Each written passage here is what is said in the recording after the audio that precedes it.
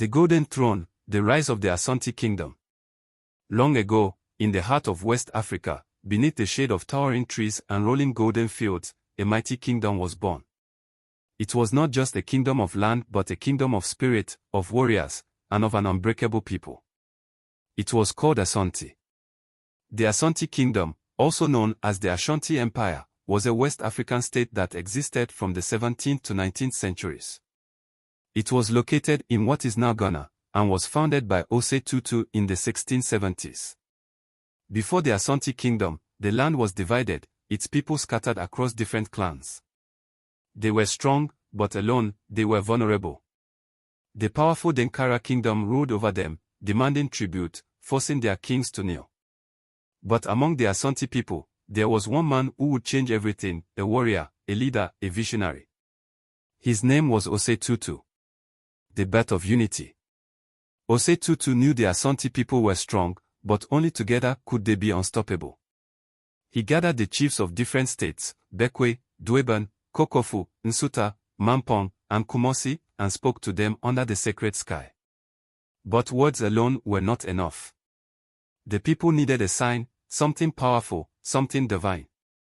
And so, from the heavens, it came. The great priest Okomfo Anekai, wise beyond men, stood before the chiefs and raised his hands to the sky. Lightning flashed, the earth trembled, and from the heavens descended a golden stool. It did not touch the ground, for it was no ordinary stool, it was the Sika Dwa Kofi, the golden stool, the soul of the Asante people. It held the spirits of their ancestors, the strength of their warriors, and the future of their children. With this, the Asante Union was sealed. They were no longer just clans. They were a kingdom. And their first king, Osei Tutu, the Asantehin. Warriors of the Golden Kingdom. But freedom does not come without a fight. The Denkara, angered by the rebellion, marched to crush the rising power of the Asante. The air was thick with the scent of war, the ground shook under the weight of marching warriors. Osei Tutu stood before his people, holding his sword high. His voice rang through the battlefield. Yenman N9 Koso Jai, Esi Soa, Yib Di Akiri. Our nation shall not fall, if it does, we shall rebuild. The Asante warriors, known as the Asenofo, charged with iron weapons and fierce hearts. Arrows rained, swords clashed, and the rivers ran red. The Denkara fell. And so, the Asante became the rulers, their power stretching far and wide.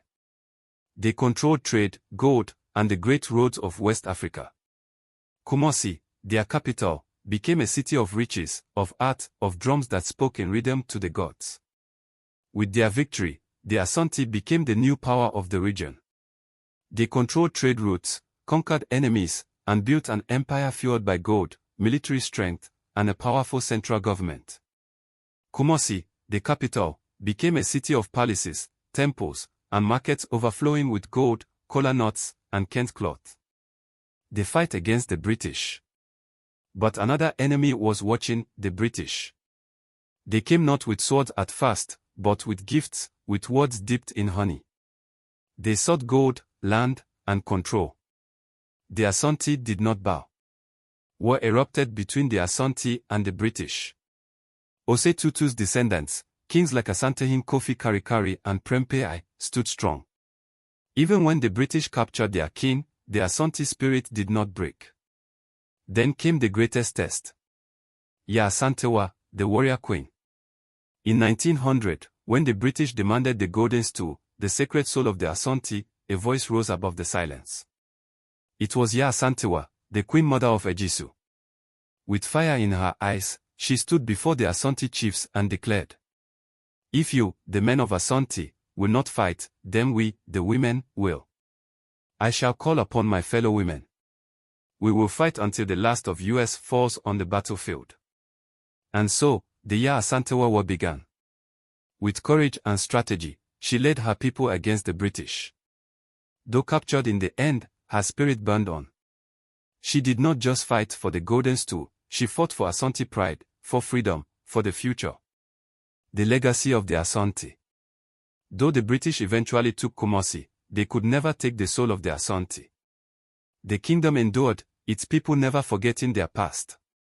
Today, the Asante Kingdom still stands, its culture alive in the music, the language, and the great festivals like Akwasedi, where the golden stool remains the heart of the people.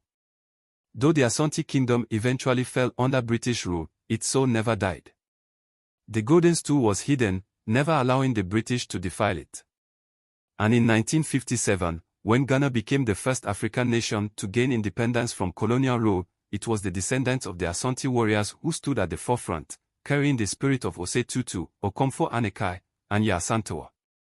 Today, the Asante Kingdom still stands, its people still honoring their past. The golden stool remains untouchable. The kings of Asante, the Asantehens, still rule with wisdom, their history flowing through the festivals of Akwasedi, their culture alive in the Kent cloth, the Adinkra symbols, the talking drums. For the Asante are not just a people. They are a legend, a power, a spirit that will never die. They are unbreakable. Hey there, amazing people. If you are enjoying the content, why not join the family? Hit that subscribe button to stay updated on all my latest videos. Don't forget to turn on notifications so you never miss out. Your support means the world, and every subscription helps me create even more awesome content just for you. Subscribe now, let's grow together. Thanks.